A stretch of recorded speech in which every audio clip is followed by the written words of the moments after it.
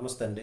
నిన్నటి దాకా రెండు దేశాలు కూడా సంయమనం పాటించండి, దాడులు చేసుకోవద్దు, ఉగ్రదాడి దానికి దూరంగా ఉండండి అన్నటువంటి అమెరికా ఇప్పుడు భారత్ పాకిస్తాన్పై దాడి చేయగానే స్వరం మార్చుకుంది. ఎందుకు?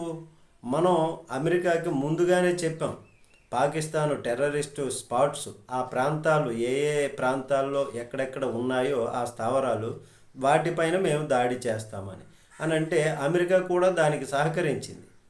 అలాగే బ్రిటన్ కూడా సహకరించింది M16 ద్వారా. ఇజ్రాయిల్ కూడా ఉగ్రవాద సంస్థలు పాకిస్తాన్లో ఎక్కడెక్కడ ఉన్నాయో అన్నదానిపైన సహకరించినటువంటిది. అయితే పాకిస్తాను పీఓకేజేలో ఒక ప్రాంతం నుంచి మరొక ప్రాంతానికి మార్చింది ఆ స్థావరాలను, ఉగ్రవాద స్థావరాలని కొత్త ప్రాంతాలకు మారుస్తూ వెళ్తుంది. అయితే వాళ్ళు ఆ మార్చినటువంటి ఆ కొత్త ప్రాంతం, ఆ తీవ్రవాద శిబిరాన్ని గుర్తించారు, మన వాళ్ళు ట్రాక్ చేశారు. మరి దానివలన ఏ సమస్య ఉండదులే అనుకున్నారు వాళ్ళు. అప్పుడు కొత్తగా మార్చినటువంటి ప్రదేశం మీద అటాక్ చేశారు మన వాళ్ళు. దాని ద్వారా ఉగ్రవాదులు ఎందరూ చనిపోయారు అన్నది తెలియదు, కానీ పాకిస్తాన్ మాత్రం ఎవరు పోలేదు అని అంటుంది. లేకపోతే వెంట్రుకవాసి కూడా మాకు నష్టం జరగలేదని కూడా అంటుంది. కానీ మా మీద దాడి మాత్రం జరిగింది అని ఒప్పుకుంది.